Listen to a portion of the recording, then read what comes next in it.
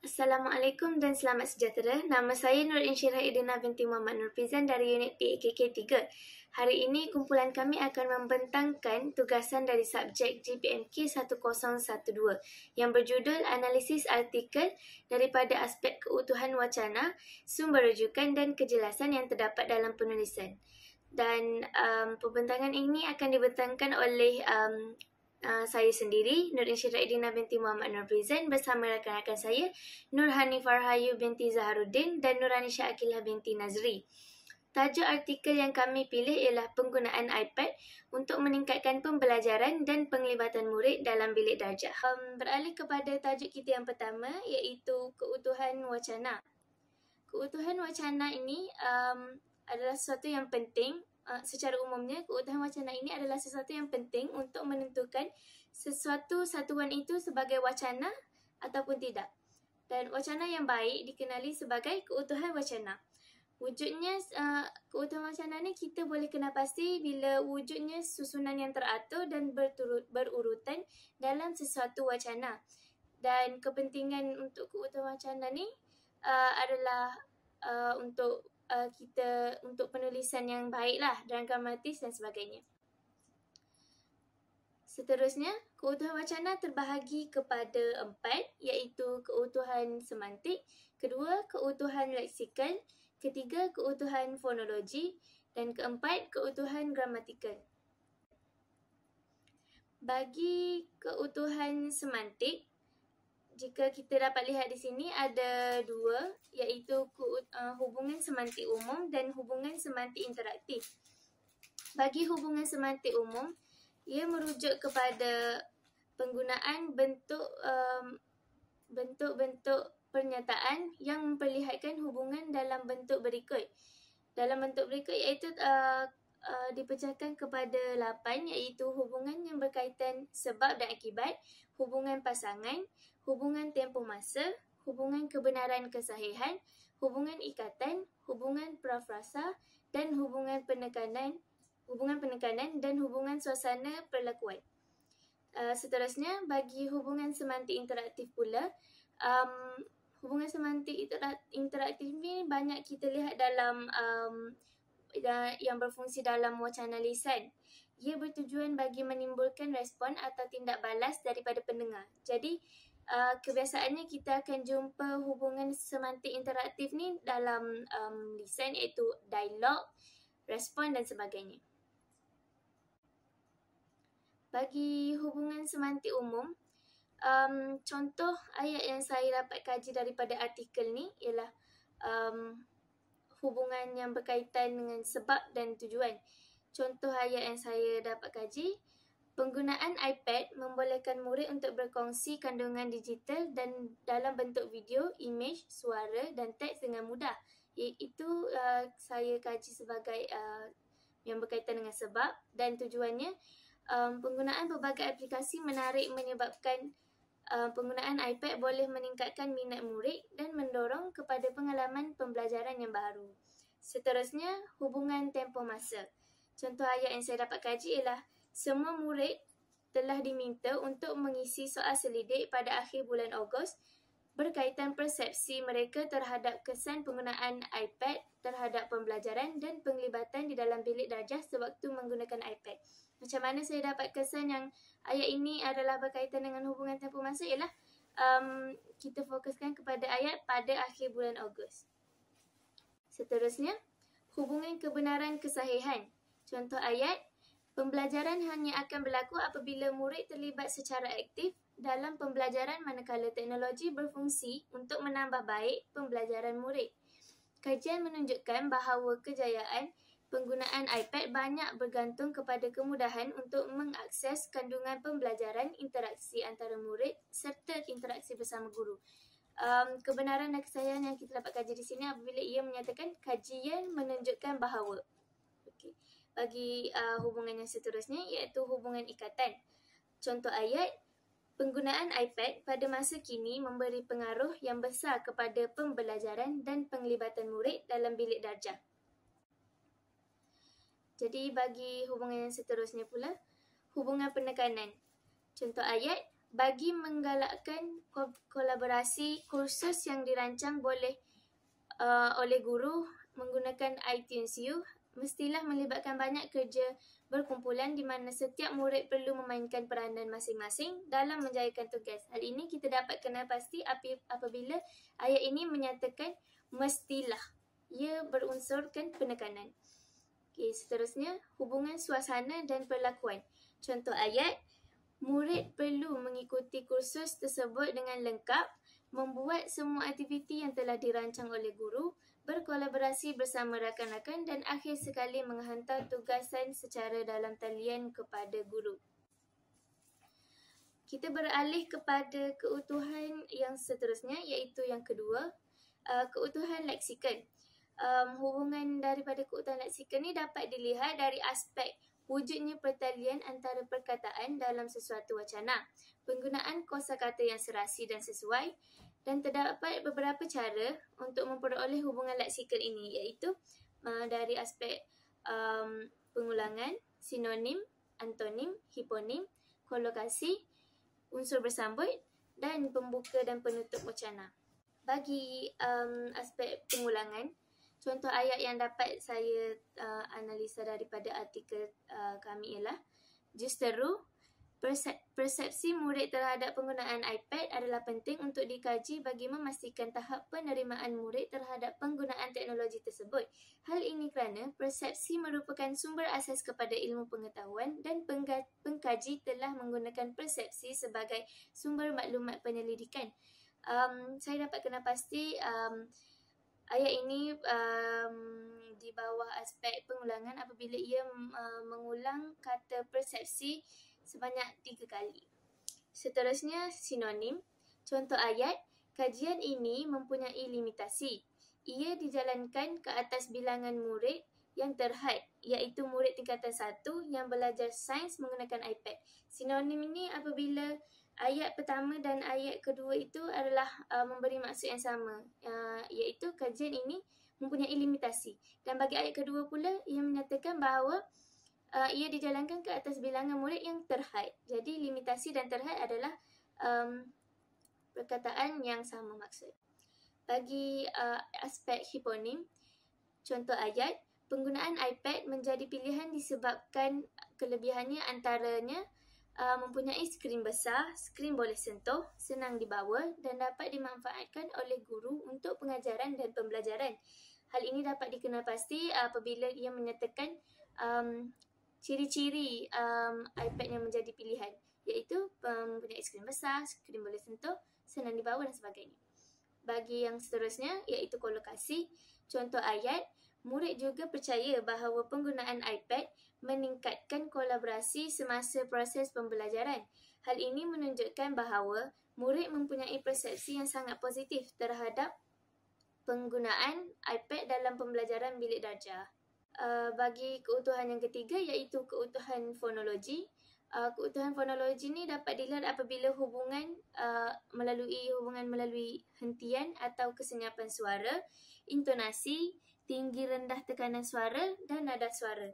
Contoh ayat yang sebenar ialah kajian ini mempunyai limitasi.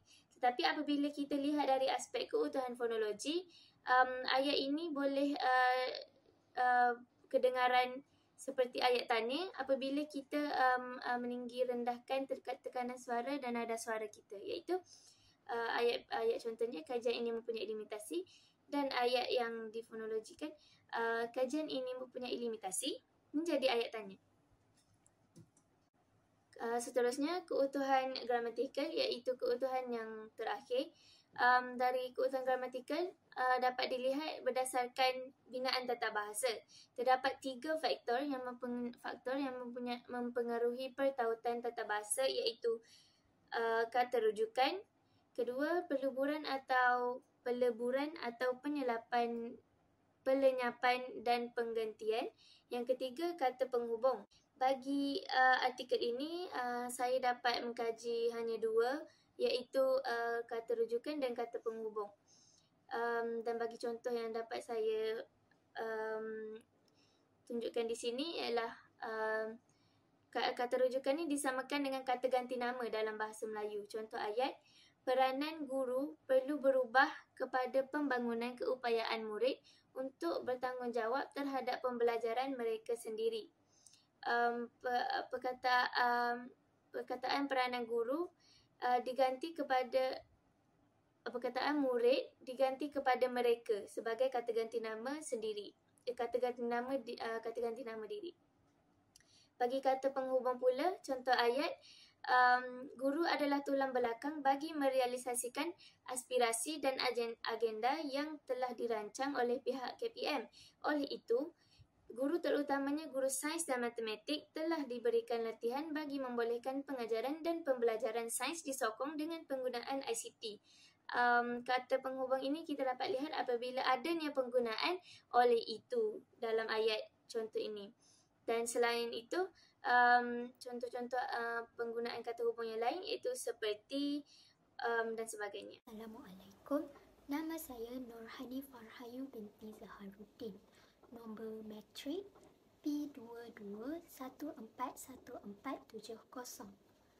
Saya pelajar program PPISMP ambilan Jun 2022 dari unit PAKK 3.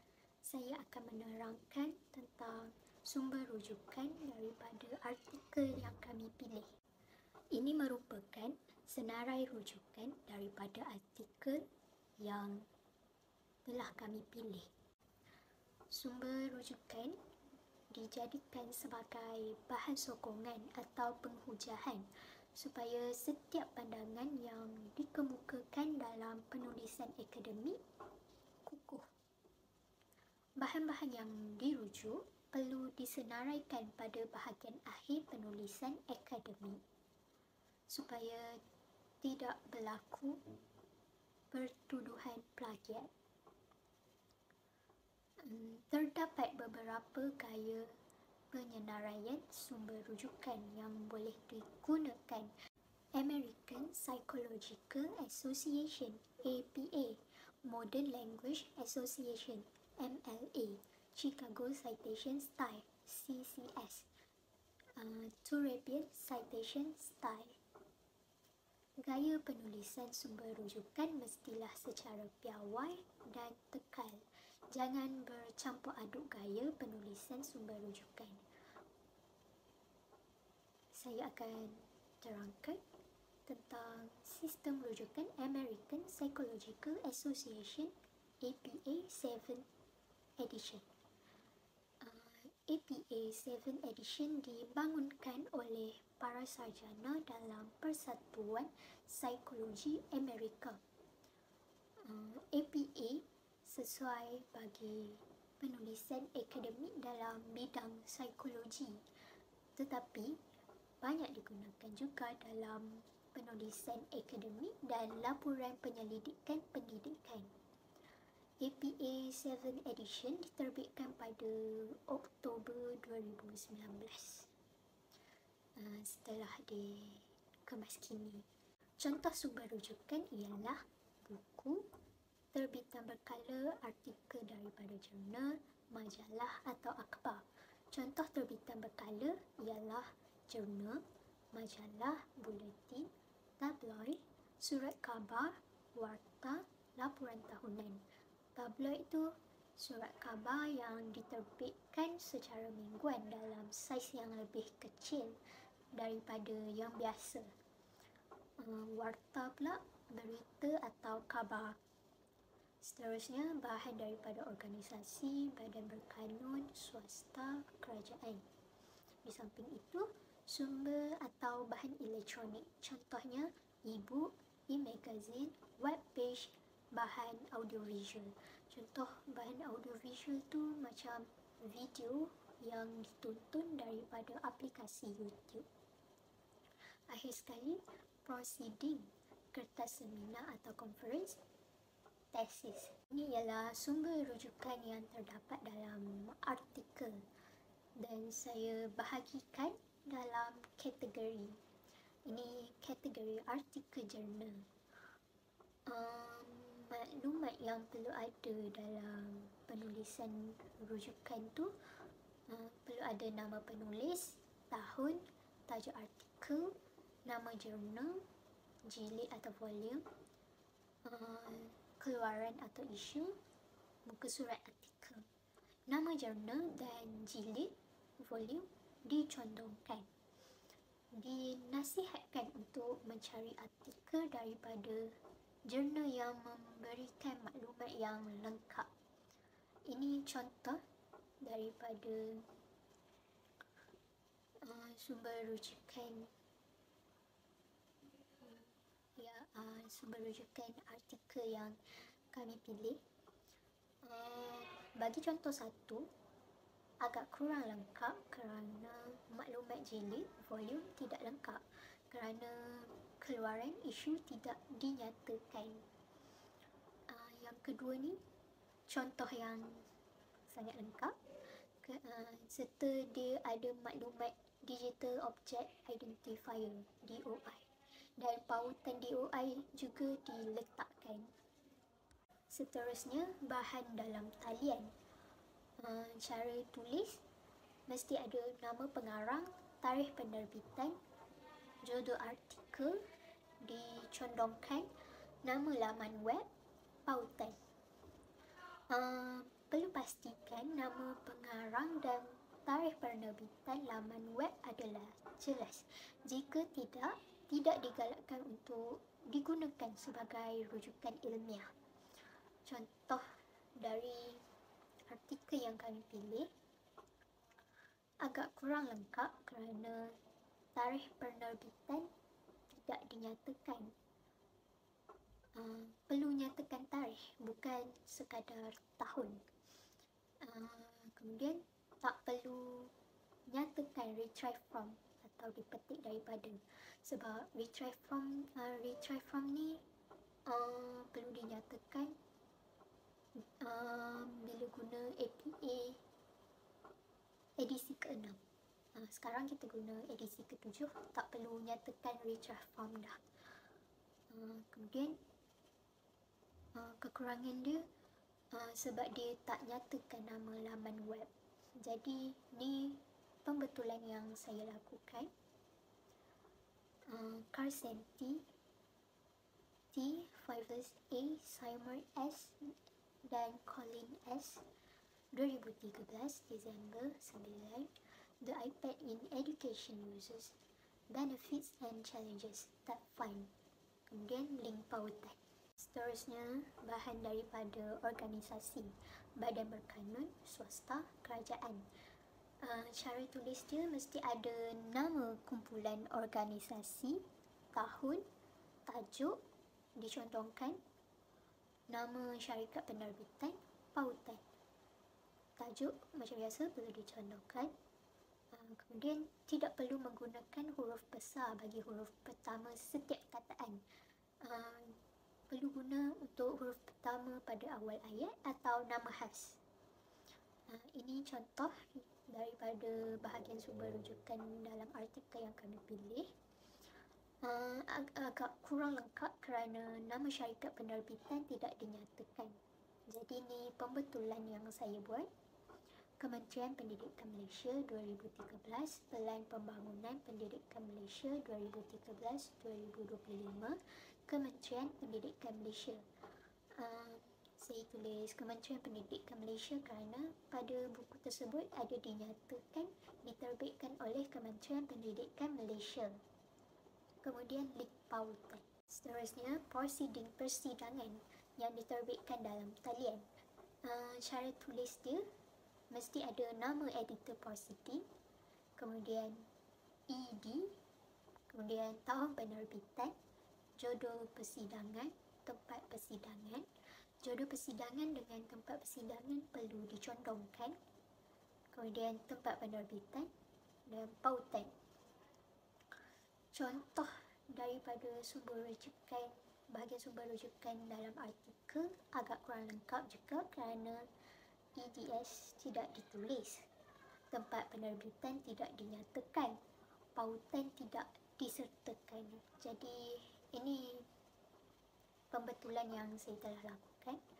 Wario, RD, Hariri, BN dan DWET L, EDS 2016 and Evaluation of iPad as a learning tool in higher education within a rural catchment, a case study at a South African university, proceedings, international conference, ITS, ICEDU TESH and STE 2016 Eric. Kemudian link pautan. Seterusnya tesis yang diterbitkan, yang dapat diterbitkan. Maksudnya tesis yang diterbitkan ni maksudnya yang dapat dimuat turun. Maklumat yang perlu ada dalam rujukan tu: nama pengarang, tahun penerbitan, judul, dicondongkan, nombor penerbitan, doctoral dissertation atau master thesis, tempat penerbitan. Contoh dari bahagian rujukan dalam artikel tu agak kurang tepat kerana nombor penerbitan tidak dinyatakan. Seterusnya, doctoral dissertation atau master thesis tidak ditulis. Jadi pembetulan yang saya buat, Benton, BK 2012, The iPad as an Instructional Tool, an Examination of Teacher Implementation Experiences, publication number 3516595, doctoral dissertation, University of Arkansas, Progress Dissertation Publishing. Itu saja daripada saya. Bismillahirrahmanirrahim. Assalamualaikum warahmatullahi wabarakatuh. Saya Nur Anisha Akilah binti Nazrin. Ingin menjelaskan dan menerangkan tentang kejelasan dalam sesebuah penulisan. Kejelasan dalam penulisan. Kejelasan bererti mudah difahami dan dibaca. Seterusnya, tidak memberi ruang disalah tafsirkan serta tidak bersifat sama-sama atau kabur. Maksudnya, dalam suatu penulisan tidak boleh ada perkataan yang sama-sama atau was-was. Kita tak pasti benda tu betul ke salah. Tidak boleh ada di dalam suatu penulisan. Seterusnya, kejelasan dalam penulisan perlu menarik perhatian pembaca. Maksud menarik perhatian pembaca, maksudnya pembaca berasa tertarik untuk baca daripada permulaan karangan sehingga ke pengakhiran karangan. Jadi untuk tarik minat para pembaca untuk baca, kita perlulah menggunakan ayat-ayat yang mudah difahami, tak panjang sangat, pendek je. Dia guna perkataan-perkataan yang tak terlalu panjang. Sebab kadang-kadang bila karangan tu terlampau panjang, sesuatu perenggan tu panjang sangat, dia membuatkan seseorang para pembaca tu berasa bosan dan tidak tertarik untuk membaca sehingga penghujungnya. Okey, seterusnya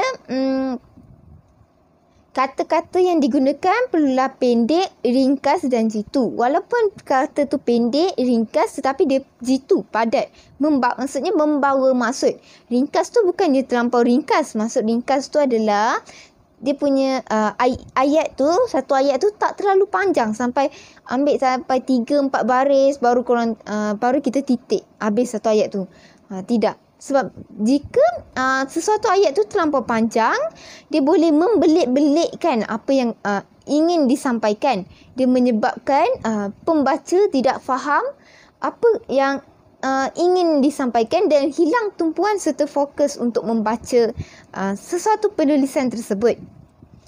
Seterusnya, perkataan yang berbelit-belit dan terlalu panjang menyebabkan sukar difahami dan hilang tumpuan. That's why saya cakap guna kata-kata yang pendek saja. Sebab walaupun pendek tapi dia padat. Pendek, padat. Pendek membawa maksud. Perkataan pendek yang membawa maksud. Ayat pendek yang membawa maksud. Jangan panjang sangat. Okey, dan seterusnya memudahkan pembaca untuk mengikuti hujah dan tujuan penulisan. Maksudnya dalam satu penulisan tersebut, kita memudahkan pembaca untuk faham, mengikuti hujah. Maksudnya faham apa yang ingin disampaikan. So macam mana nak faham, bagi pembaca faham apa yang ingin disampaikan. Contohnya adalah seperti tadi, guna ayat yang pendek, tak terlalu panjang, padat, membawa makna, tidak sama-sama. Lepas tu seterusnya, ayat tersebut dihuraikan. ada huraian yang lengkap, contoh supaya pembaca tu lebih faham apa yang hujah ataupun apa ayat karangan tersebut ingin disampaikan.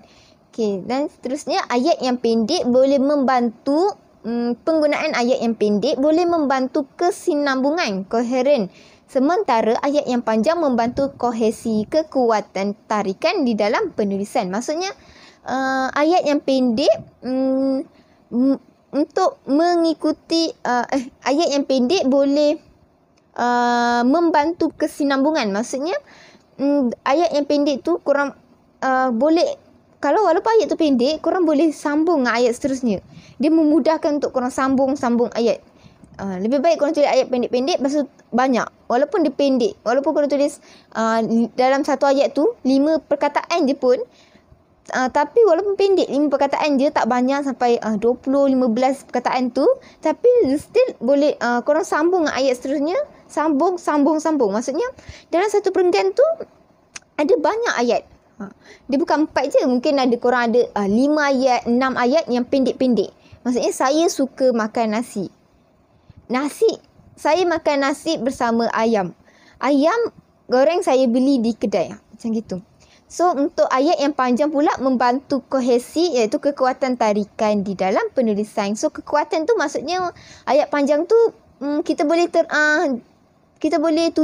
tunjukkan seperti bukti dengan contoh huraian-huraian kepada isi tersebut. So, macam tadi saya suka makan nasi. Saya makan nasi dengan ayam. Itu adalah dia berkait, dia membawa berkait. Saya makan nasi tadi, nasi dengan ayam, dia berkait dan dia memberi dia menguatkan lagi apa yang saya cakap tadi. Saya suka makan nasi, dia kuatkan yang saya suka makan nasi tu, lepas tu dengan ayam. Macam tu. Seterusnya, perkara-perkara penting dalam menghasilkan penulisan yang jelas. Okay, macam mana kita nak hasilkan penulisan yang jelas? Kita perlulah kekal dan fokus kepada isi utama. Contoh dia, kita nak tulis karangan, kita perlu kekal dengan topik tersebut.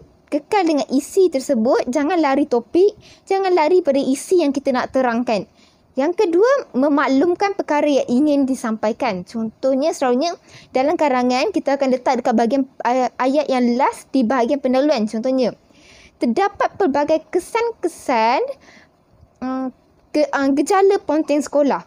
So, dekat situ kita memaklumkan dekat para pembaca yang kita akan jelaskan isi-isi di bawah tu sebut tentang kesan-kesan gejala ponteng sekolah.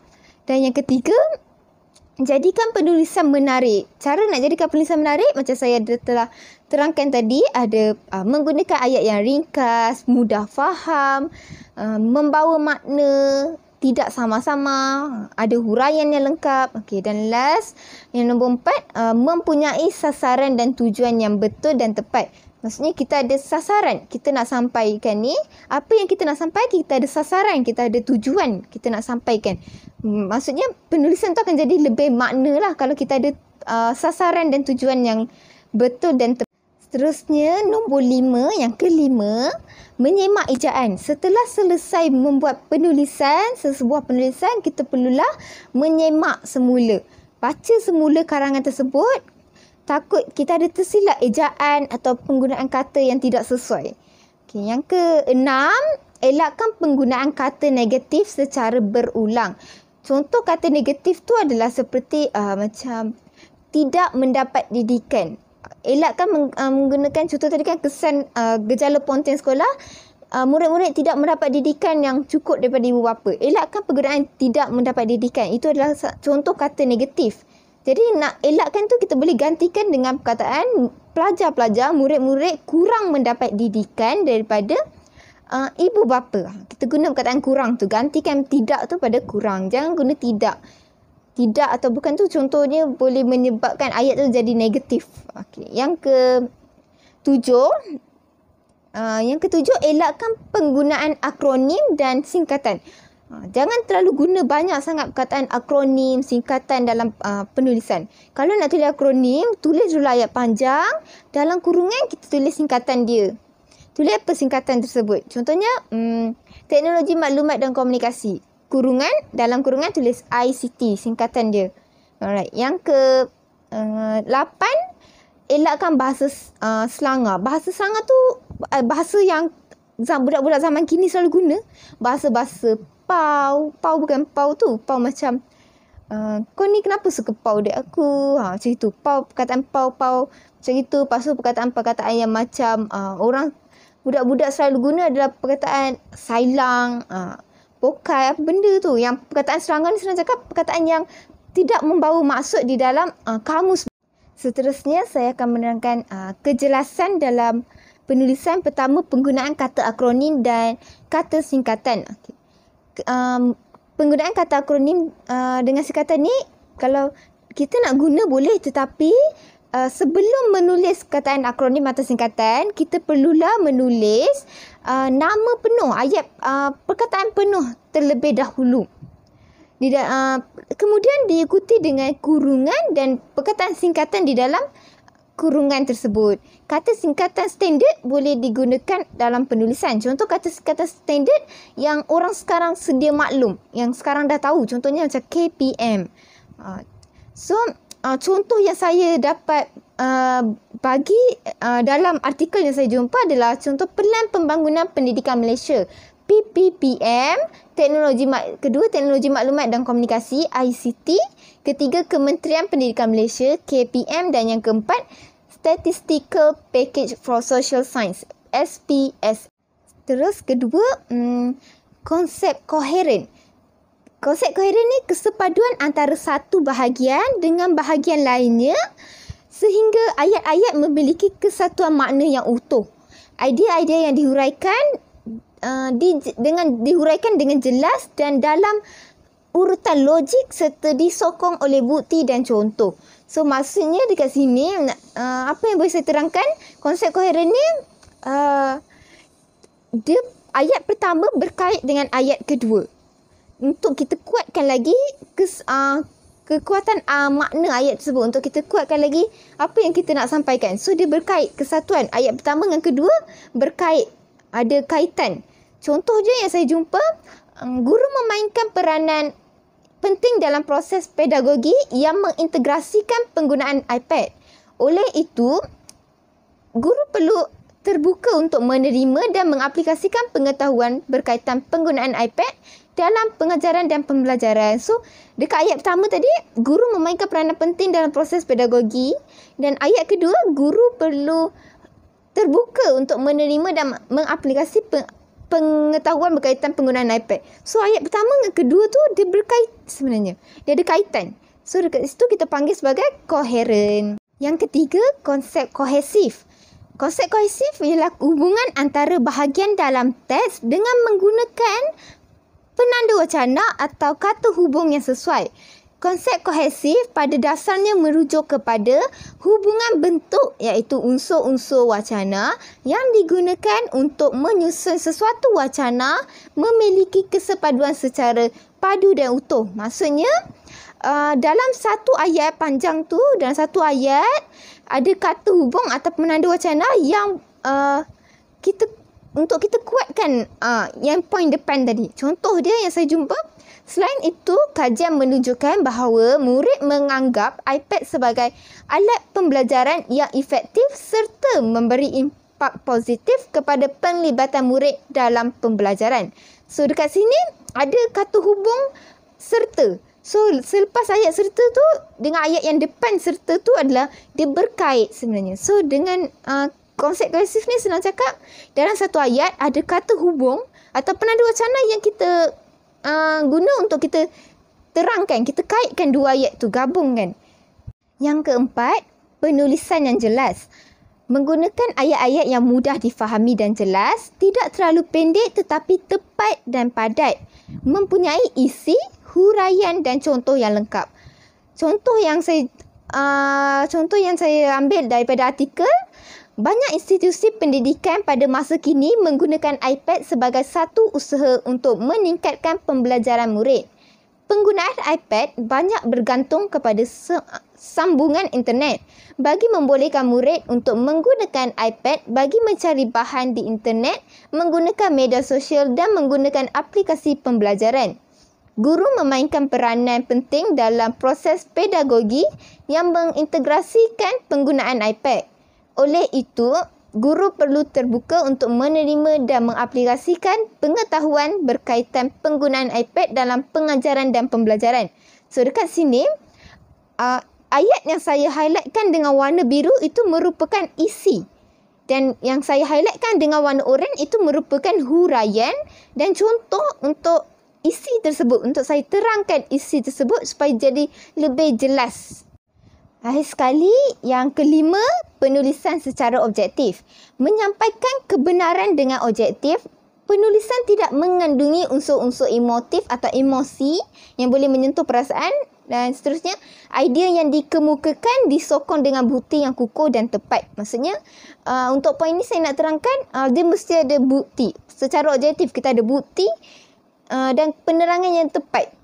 Contoh je, kajian yang dilaksanakan oleh Miglita ke atas murid sekolah vocational di Itali mendapati bahawa murid yang berada dalam bilik darjah yang menggunakan iPad menunjukkan pencapaian yang lebih baik berbanding murid yang berada di bilik darjah yang hanya menggunakan buku teks tradisional. So dekat situ kita ada kajian daripada Miglita tu yang kita panggil sebagai bukti untuk kita kuatkan isi. Jadi kat situ kita ada objektif pada karangan penulisan tersebut.